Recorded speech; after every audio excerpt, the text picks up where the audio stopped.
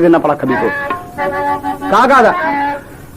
अरे मनई कतन पाके किहाना धर्मावा हमारा के फूटल करमाएला मनई कतन पाके किहाना धर्मावा हमारा के फूटल करमाएला मनई कतन पाके किहाना धर्मावा हमारा के फूटल करमाएला। उम्र 7 साल जाता रहा बिया बनावा अरे झोपड़ी में हमारा से भाई लला मिलनावा झोपड़ी में हमारा से भाई लला मिलनावा जहाँ आधी रोटी खाया कि हलाया रमावा हमारा के फूटल करमाएला जहाँ आधी रोटी खाया कि हलाया रमावा हमारा के फूटल करमाएला। हमारे है बुढ़िया ना रोटिया थमाए हमारा है बुढ़िया ना रोटिया थमाए बुढ़वा हमारे आधी रोटिया खियाए बुढ़वा हमारे आधी रोटिया खियाए उन्हीं से बिगड़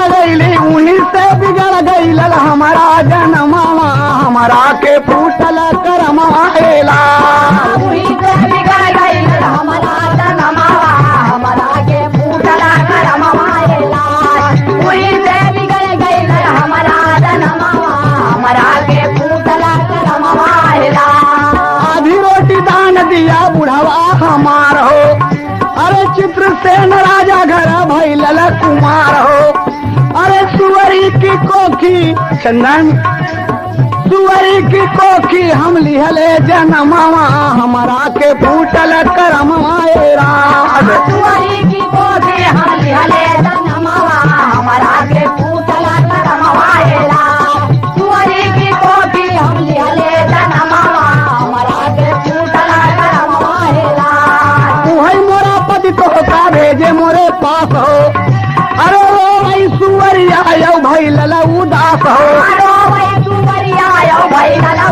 अरे चंदन का दूर भावा सारा भरमावा हमारा के फूटल करमाएला।